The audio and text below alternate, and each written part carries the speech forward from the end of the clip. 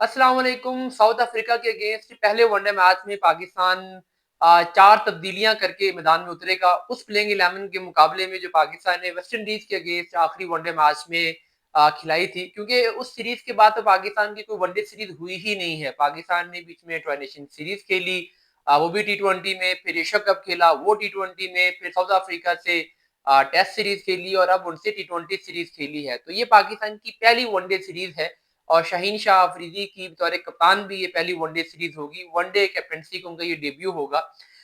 जिन 4 तब्दीलियों की मैं बात कर रहा हूँ वो कौन-कौन सी हैं, उनकी डिटेल्स मैं आपसे इस वीडियो में शेयर करूँगा। आप देख रहे हैं पाकिस्तान क्रिकेट पॉडकास्ट और मैं हूँ शाहिद खान। देखिए, पाकिस्तान ने जो अब स्क्वाड उतारा है उसमें एक तो ऑब्वियसली पाकिस्तान का ओपनिंग कॉम्बिनेशन तब्दील होगा। लास्ट सीरीज में पाकिस्तान ने साइम अयूब और अब्दुल्ला शफीक से ओपनिंग करवाई थी। अब्दुल्ला शफीक फेल हुए थे और अब्दुल्ला शफीक को चांस भी इसलिए मिल गया था कि फखर जमान अनफिट थे, वो अनअवेलेबल थे। अब्दुल्ला शफीक उससे पहले मुसलसल 3 डक्स उन्होंने ली थी साउथ अफ्रीका में और उससे पहले वो जिम्बाब्वे में फेल हुए थे। उससे पहले साउथ ऑस्ट्रेलिया में थोड़ा बहुत उन्होंने परफॉर्म किया था, लेकिन लंबी फेलियर्स के बाद वो ड्रॉप हुए थे। फिर फखर जमान के अनफिट होने की वजह से उन्हें दोबारा चांस मिल गया, लेकिन वेस्ट इंडीज में वो अगेन फेल हुए। तो अब चूंकि फखर जमान की वापसी हो रही है तो फखर जमान अब प्लेइंग 11 में आ जाएंगे। साइम अयूब का भी लास्ट कुछ वनडे मैचेस में कुछ बहुत आउटस्टैंडिंग रिकॉर्ड नहीं है, लेकिन जो उनका प्रीवियस रिकॉर्ड था खासकर ऑस्ट्रेलिया और साउथ अफ्रीका सीरीज में वो बड़ी जबरदस्त रही थी। इसलिए पाकिस्तान अब उन्हें कैरी कर रहा है, खासकर उनकी जो बॉलिंग साथ में कुछ एडिशनल स्पेल आ जाते हैं वो भी उसमें कंट्रीब्यूट करते हैं उनकी सिलेक्शन में। तो साइम और फखर की पाकिस्तान के पास जोड़ी इस सीरीज में खेलेगी और ये बड़ी एक्साइटिंग जोड़ी होगी दोनों लेफ्टीज को ओडीआईज में देखना, क्योंकि ओडीआई के ये दोनों ही बेहतर बैट्समैन हैं टी20 के मुकाबले में। फिर नंबर 3 पे बाबर आजम आ जाएंगे। बाबर आजम अभी रिसेंटली फॉर्म से आए हैं, टी20 50 की है, उससे पहले टेस्ट मैचेस में 50 की है। तो रन अब उनके आ रहे हैं और वनडे वो फॉर्मेट है जो उनके लिए टेलर मेड है। वनडे के वो बेस्ट बैट्समैन है। शायद वो उतने टेस्ट मैचेस के अच्छे बैट्समैन नहीं है, शायद वो उतने टी20 के अच्छे बैट्समैन नहीं है जितने वो वनडे के अच्छे बैट्समैन है। तो वनडे उनका बेस्ट फॉर्मेट है। तो वो होंगे और उनके पास बड़ा सुनहरी मौका है कि वो यहाँ पे हंड्रेड स्कोर करें और जो उनकी एक हंड्रेड की बड़े लंबे अरसे से ब्रेक लगी हुई है वो खत्म हो और उससे भी डेफिनेटली हंड्रेड से कॉन्फिडेंस भी आता है। नंबर 4 पे मोहम्मद रिजवान होंगे। कैप्टन तो वो नहीं है, ऑल्दो की ये खबरें थी कि जब वो कप्तान नहीं रहेंगे तो प्लेइंग 11 में भी नहीं रहेंगे, लेकिन ये बड़ी एब्सर्ड बात थी क्योंकि मोहम्मद रिजवान की जो ओडीआई परफॉर्मेंस है as a batsman, as a keeper batsman, वो बड़ी जबरदस्त चलती रही है। पिछले 2 साल में उनकी 50 की वनडे की एवरेज है। चैंपियंस ट्रॉफी से पहले ट्राई नेशन सीरीज के मैच में उन्होंने पाकिस्तान को जितवाया था।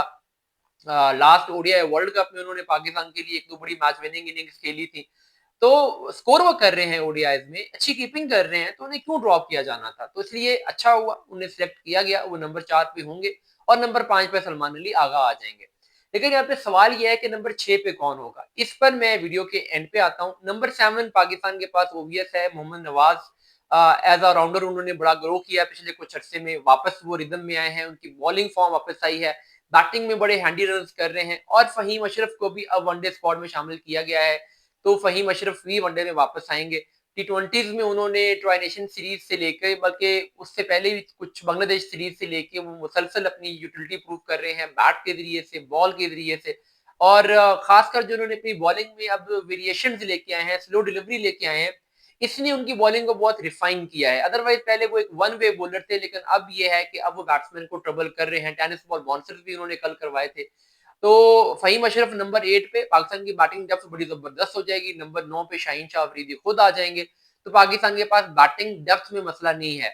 आगे जाके जो फास्ट बॉलिंग होनी है और एक स्पिनर पाकिस्तान ने खिलाना है, वो एक स्पिनर ऑब्वियसली इब्रार अहमद होंगे। अभी पाकिस्तान ने फैसल अकरम को लिया तो हुआ है, लेकिन मेरा नहीं ख्याल कि अभी पाकिस्तान उनको खिलाएगा। इब्रार को ही पाकिस्तान लेके चलेगा। अगर पाकिस्तान पहले दोनों मैचेस सीरीज के जीत जाता है तो फिर आखिरी मैच में हो सकता है कि पाकिस्तान फैसल अकरम को भी ट्राई कर ले, लेकिन फर्स्ट चॉइस प्लेइंग 11 में फैसल अकरम नहीं होंगे।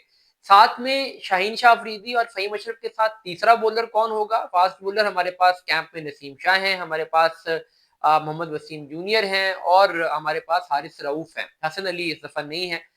लेकिन देखिए, पाकिस्तान ने नसीम शाह को 2 टी20 खिलाए हैं। हारिस रऊफ को पीछे बहुत मार पड़ी थी, वो स्क्वाड में जरूर है लेकिन वो भी फर्स्ट चॉइस प्लेइंग 11 में नहीं आएंगे। मोहम्मद वसीम जूनियर जो कि काफी अरसे से बेंच पे हैं, उन्हें चांस नहीं मिल रहा। अब खबरें ये हैं कि उन्हें पाकिस्तान इस मैच में ओडीआईज में चांस देगा, क्योंकि पाकिस्तान ओडीआईज के डेथ ओवर्स में बहुत स्ट्रगल कर रहा है और death overs Mohammad Wasim junior बेहतर करवा लेते हैं और वनडे के वो टी20 के मुकाबले में बॉलर भी बेहतर हैं क्योंकि वो विकेट टेकिंग ऑप्शन है और वनडे में आपको विकेट टेकिंग ऑप्शन चाहिए होते हैं। नंबर 6 बड़ा क्रिटिकल नंबर है। यहाँ पे आपके पास 2 कैंडिडेट्स हैं, एक हसन नवाज जिन्होंने लास्ट सीरीज में एक मैन ऑफ द मैच हासिल किया था, लास्ट वनडे सीरीज में वेस्ट इंडीज के अगेंस्ट बड़ी जबरदस्त इनिंग्स खेली थी और हुसैन तलत जो कि वनडे के लिए टेलर मेड है। लास्ट एशिया कप में उन्होंने against Sri Lanka man of the match भी लिया था क्योंकि वो भी एक वनडे मैच की सिचुएशन बन गई थी। अब इन दोनों में मुकाबला है क्योंकि हसन नवाज अभी परफॉर्म करके आ रहे हैं वेस्ट इंडीज में, तो ऑब्वियसली वनडे में पहला चांस उनका बनना चाहिए, लेकिन रिसेंटली कुछ मैचेस में वो फेल हुए हैं और Hussain Talat continuously waiting game खेल रहे हैं, तो इसलिए इनमें से किसको चांस मिलता है ये देखना होगा। ज्यादा चांसेस हसन नवाज के हैं, लेकिन हुसैन तलत को भी हो सकता है कि वनडे सीरीज में चांस दे दिया जाए।